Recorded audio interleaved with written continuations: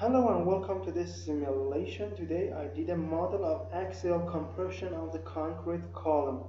See that? This is the result for that. We used two steps. The first step we applied the axial load, and in the second step we remove the load, compression load on the concrete. So our purpose is this. We want to investigate the residual stress and residual damage, tensile and compressive damage here. You can see the data for it, the value.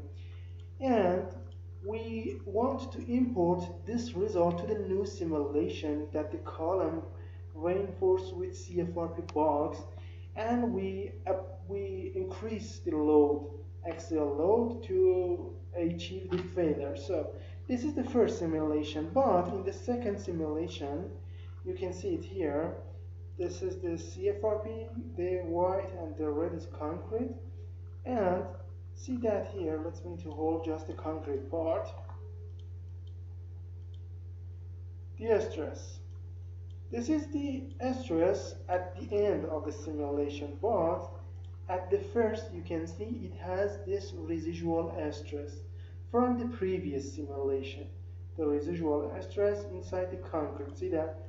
The tensile damage, the residual tensile damage, but at the end you can see the damage. And let's me to add the CFRP and check the damage for CFRP. See, this is the damage. We have a local buckling in the concrete and the displacement and everything.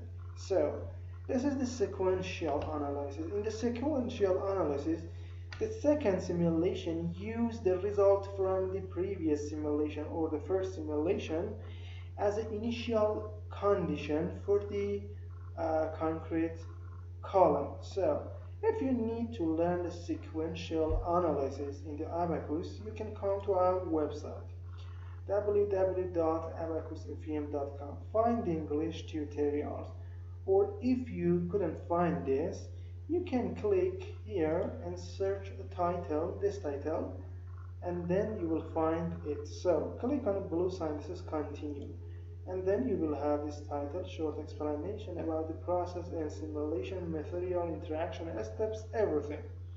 And the result here you can see in the first, this is the residual. In the second, the last increment, you can see the stress.